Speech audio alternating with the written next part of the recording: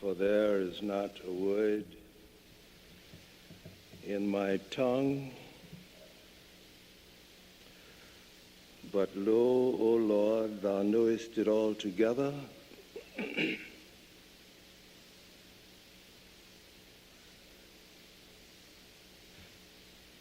Thou hast possessed me from behind and before,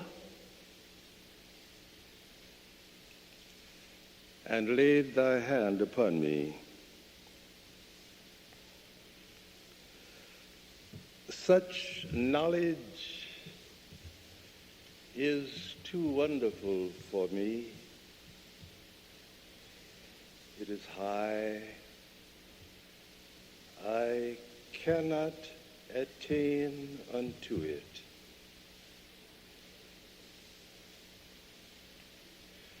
Whither shall I go from thy spirit? Or whither shall I flee from thy presence? If I ascend up into heaven, thou art there.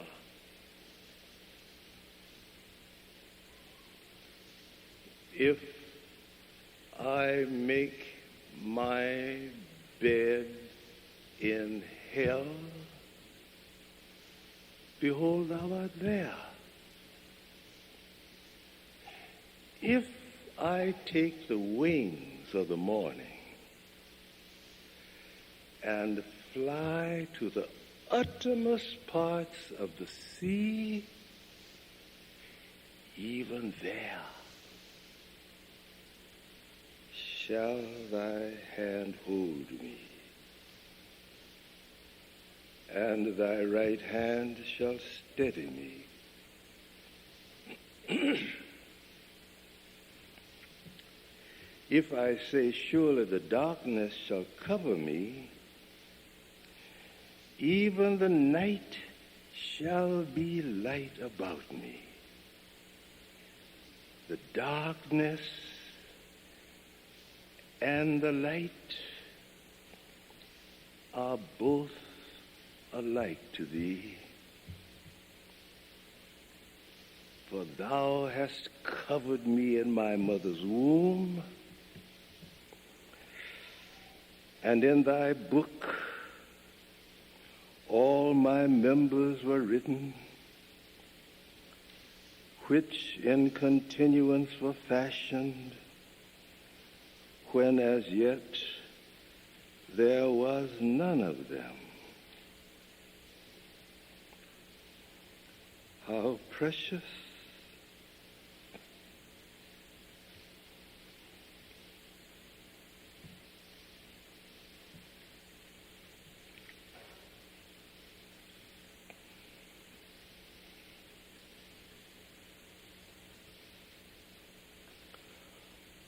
are thy thoughts unto me, O God. God. God. How great is the sum of them. If I should count them, they are more in number than the sand. When I awake, I am still with thee. Search me, O God,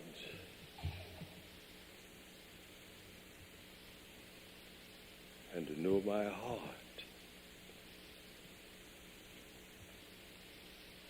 Try me and know my thoughts.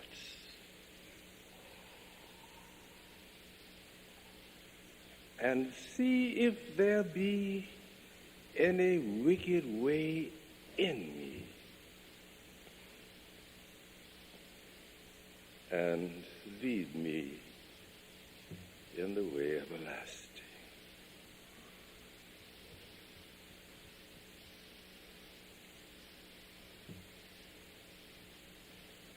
Amen.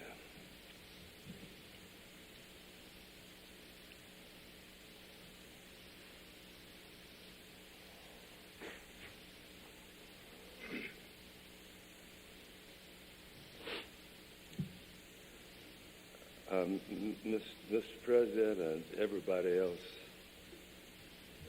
it takes too much energy to salute everybody.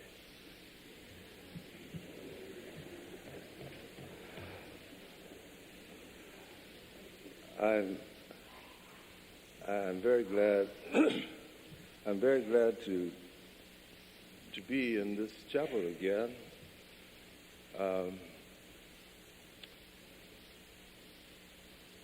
There are so many funny kind of memories hanging around these walls that it's been hard for me to get my mind together. So I'm glad to be here, and I won't waste any more time on little talk.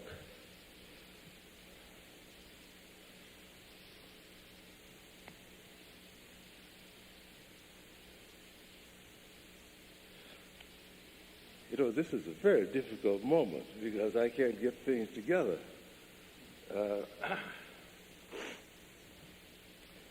So let's go to work, because that's much better. There is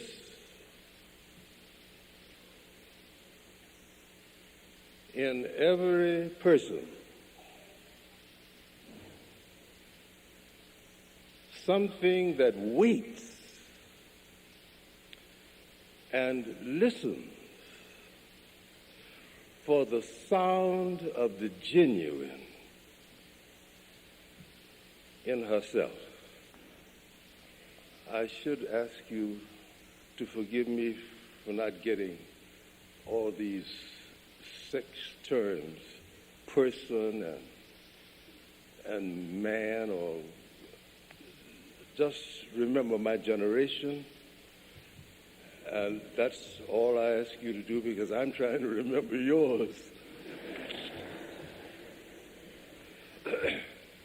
There is in you something that waits and listens for the sound of the genuine in yourself.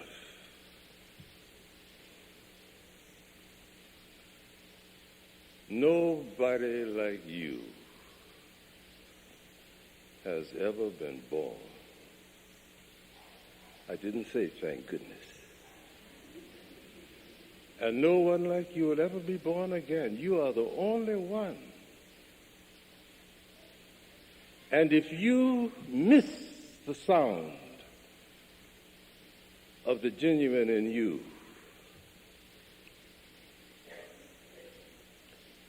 you will be a cripple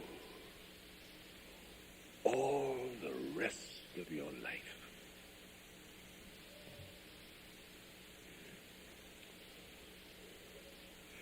Because you will never be able to get a scent on who you are.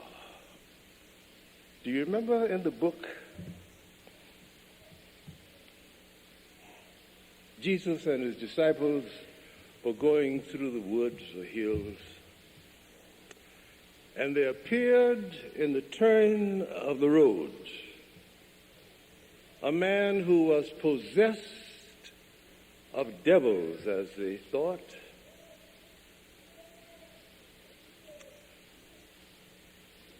In the full moon, when the great tidal waves of energy swept through his organism, and he became as 10 men, they would chain him to the rocks.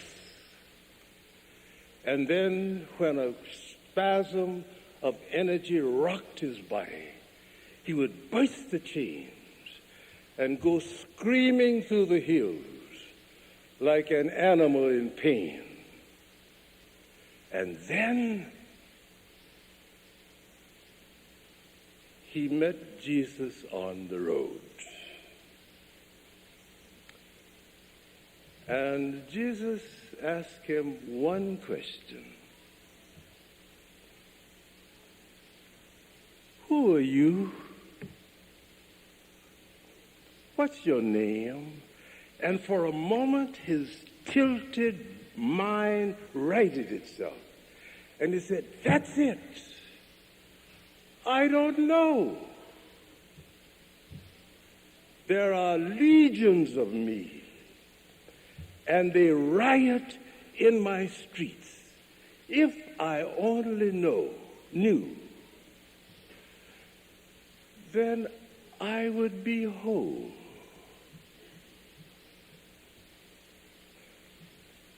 So the burden of what I have to say to you this afternoon, young ladies, is what is your name?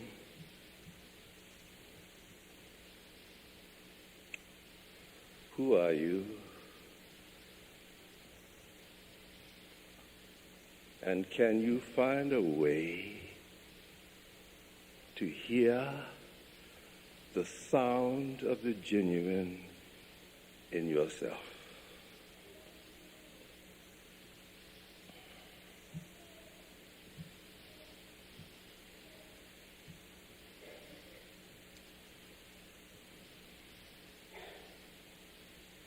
There's so many noises going on inside of you. So many echoes of all sorts.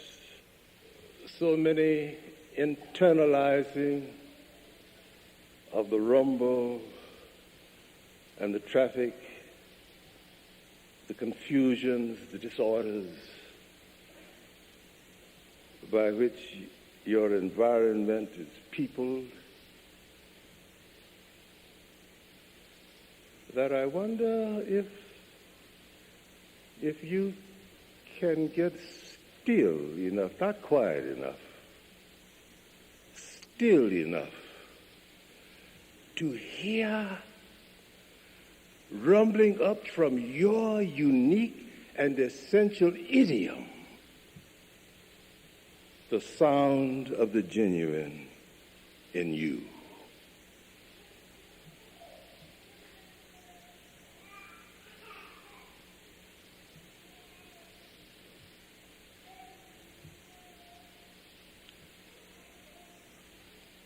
I don't know whether you can. I don't know whether you can.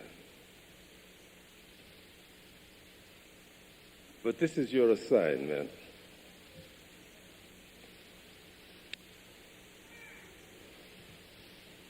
There's a children's story written for adults called The Blue Cat of Castleton. You may know it. It is built on a New England legend which says that no cat mother wanted to have a kitten that had all blue hairs and pink ears, because if she had such a kitten, it will be that kitten's fate to hear the song of the river. And if a kitten heard the song of the river, following that melody, he or she would have to leave home, learn the song of the river, and go in quest of a home where the song of the river was recognized. So the kiddo of the story was born, all blue hairs, pink ears, except 4 black hairs in his tail. Now his mother, when she gave him his bath every morning, looked carefully to see whether the 4 black hairs were still there, because no mother wanted a kitten with all blue hairs and pink ears, because the kitten would have to leave the mother forever, trying to find somebody who knew the song of the river, which he had learned by heart. And one by one, the black hairs dropped out. And this last night, the kitten was asleep, and he heard rumbling up under his sleeping consciousness the song of the river. And in a kind of drunken stupor, he got up, shook himself, and wandered down to the river. And there the river taught him the song. I'm going to read it to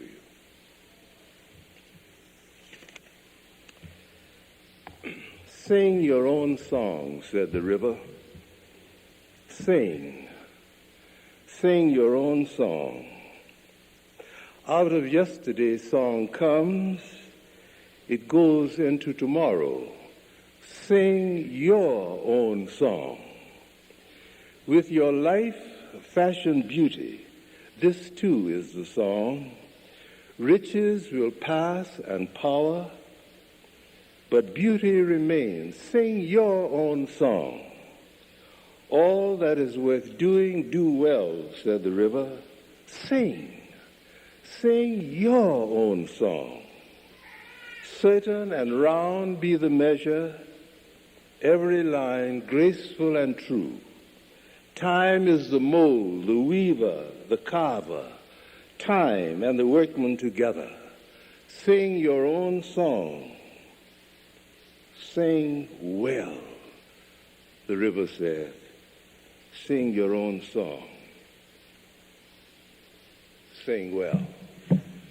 So the kitten learned the song and went in quest of a home. And how would he know when he had found a home? He would walk in, stretch out, and begin singing the song. And if the person who heard him recognized the song, he knew that he'd found a home. Without going into all the details, one of the first places he went was to a pewter maker's house. He walked in, stretched out in front of the hearth, and began singing the song. And as soon as the pewter maker heard the first line of the melody, he froze, and a faraway look came in his eyes. And then he remembered, long, long ago, he knew the song of the river. And during the time that he knew the song of the river, every piece of pewter he fashioned was an expression of an inner dream he had about the creative possibilities of pewter. And he was so proud of it that he put his imprimatur on the bottom of it so that everybody would know that he, who knew the song of the river, had stamped the pewter. Then he married. Babies began coming. Tourists began demanding more and more pewter. Budgets increased. Money was hard. So he began grinding out these pewter cups. He was so embarrassed in his psyche that he didn't want to put his name on it. And then he heard the kitten, and he remembered that somewhere along the way he had forgotten that he knew the sound of the genuine in himself. Simple story. There is something in every one of you that waits, listens for the sound of the genuine in yourself. And if you cannot hear it, you will never find whatever it is for which you're searching. And if you hear it, and then do not follow it, it were better that you had never been born.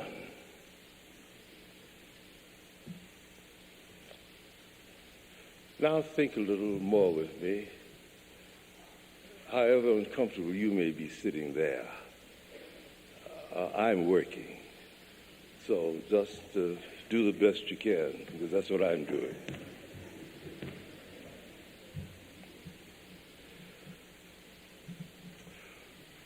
Whatever you may think about the story of your journey, and this is a very simple, practical thing. I'm not trying to preach a great sermon or anything of that sort. I just want to talk to you because I'm a man who is a product of a whole chain of ladies, raised by my grandmother and my mother, sisters, no brothers, daughters, no sons, and the first double teaching job I had was at a woman's college, Spelman, so that I am glad to pay some scores.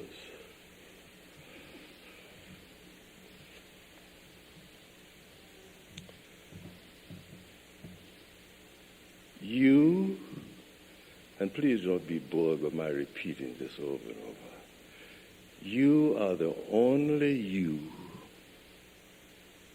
that has ever lived. Your idiom is the only idiom of its kind in all the existences. And if you cannot hear the sound of the genuine in you, you will all of your life spend your days on the ends of strings that somebody else pulls. So, I come back. There is in you something that waits and listens for the sound of the genuine in yourself. And sometimes there is so much traffic going on in your minds, so many different kinds of signals, so many vast impulses floating through your organism that go back thousands of generations, long before you were even a thought in the mind of creation. And you are buffeted by these, and in the midst of all of this, you have got to find out what your name is. Who are you? How does the sound of the genuine come through to you?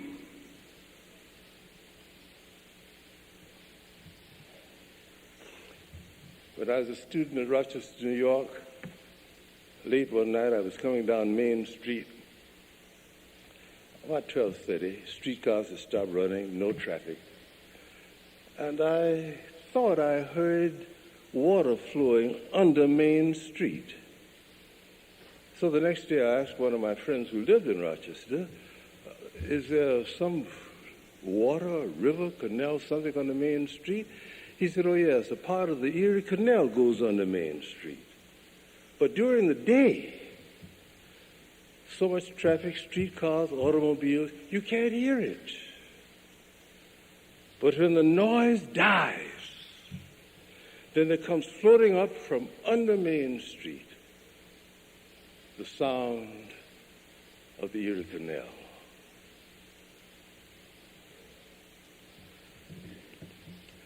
The sound of the genuine is flowing through you. Don't be deceived and thrown off by all the noises that are part even of your dreams, your ambitions, all these things, that you don't hear the sound of the genuine in you, because that That is the only true guide that you will ever have. And if you don't have that, you don't have a thing. You may be famous, you may be whatever the other ideals are that are part of this generation, but you know that you don't have the foggiest notion who you are, where you're going, what you want. Cultivate whatever that is, it'll take care of itself. Cultivate the discipline of listening to the sound of the genuine in yourself.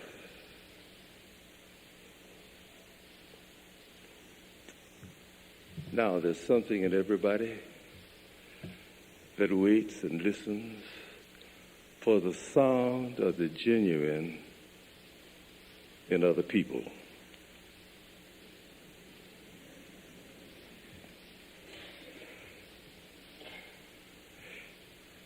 And it is so easy to say that anybody who looks like him or her, anybody who acts as this person acts or the other, simply, there can't be any sound of the genuine there. I must wait and listen for the sound of the genuine in you. I must wait. For if I cannot hear it, then in my scheme of things, you are not even present. And everybody wants to feel that everybody else knows that she's there. I have a blind friend who just became blind after she was a grown woman. And I was talking with her the other day. I said, what is the greatest disaster that your blindness has brought to you? She said, when I go to places where there are people, I have a feeling that nobody knows that I'm here. I can't see any recognition. I can't see. Nobody knows that and if nobody knows that I'm here, it's hard for me to know where I am. There is something that waits and listens for the sound of the genuine in your mother,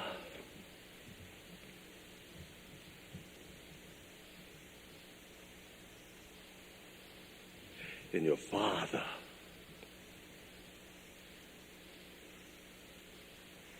in the people you can't stand. And if you have the power, you'd wipe them out. But you instinctively, you know that if you wipe them out, you go with them. So you fight for your own life by finding some way to get along with them without killing them. There's something in you that waits and listens for the sound of the genuine in other people. And if you can't hear it,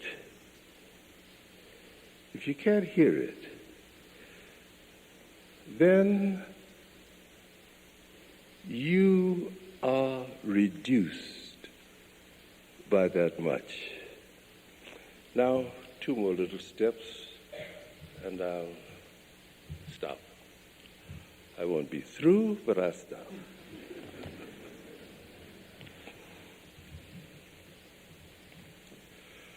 If I were to ask you, what is the thing that you desired most in life this afternoon.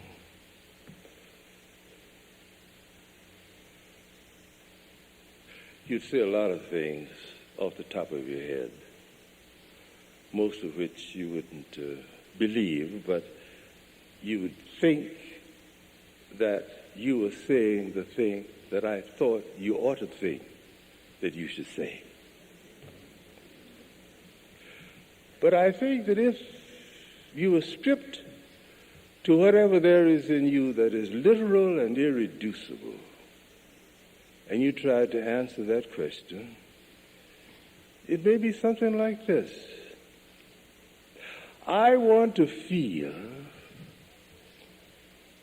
that I am thoroughly and completely understood, so that now and then I can take my guard down and look out around me and not feel that I will be destroyed with my defenses down. I want to feel, how to say this, I want to feel completely vulnerable, completely naked, completely exposed, and absolutely secure.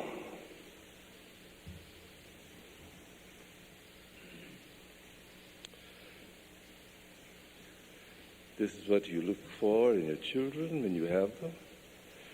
This is what you look for in your husband if you get one.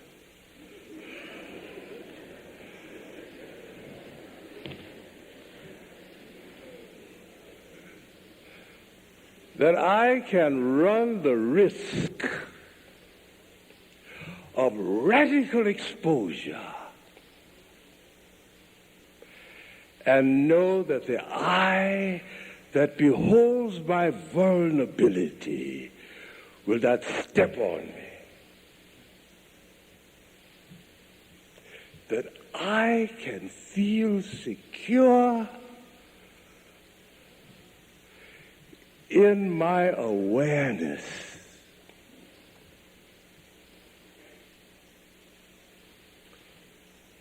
of the active presence of my own idiom in me. So, as I live my life then, this is what I'm trying to fulfill. It doesn't matter whether I become a doctor, lawyer, housewife, house husband, housewife. This is what I have to do. That I'm secure because I hear the sound of the genuine in myself. And having learned to listen to that, I can become quiet enough, still enough, to hear the sound of the genuine in you. Now, if I hear the sound of the genuine in me, and you hear the sound of the genuine in you, it is possible then for me to go down in me and come up in you. So that when I look at myself through your eyes, having made that pilgrimage, I see in me what you see in me. And the wall that separates and divides will disappear. And we will become one, because the sound of the genuine makes the same music. Now this is your assignment. And you can never say again that nobody told you. Now, two things I want to read, and I'll stop talking.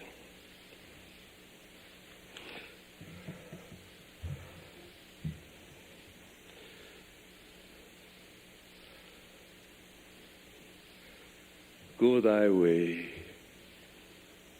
all things say. Thou hast thy way to go, thou hast thy day to live, thou hast thy need of thee to make in the hearts of others. Do thy thing, and be thou sure of this: no other can do for thee that appointed thee of God. Not any light shall fall upon thy road for other eyes. Thee the angel calls as he calls others, and thy life to thee is precious as the greatest life can be to him. So live thy life and go thy way.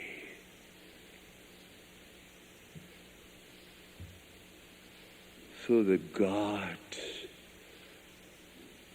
will not have to forgive himself for letting you be born.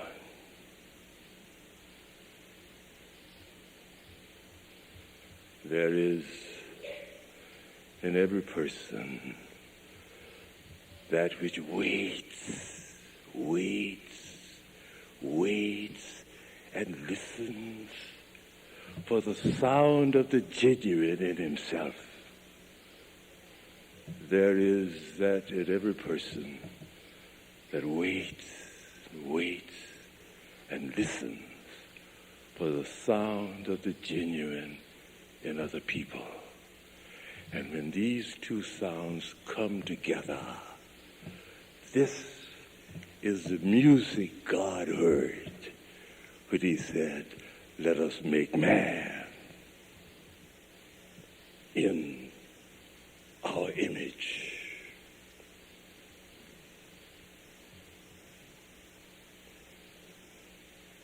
Don't defy him. Don't defy him. Your arm might wither.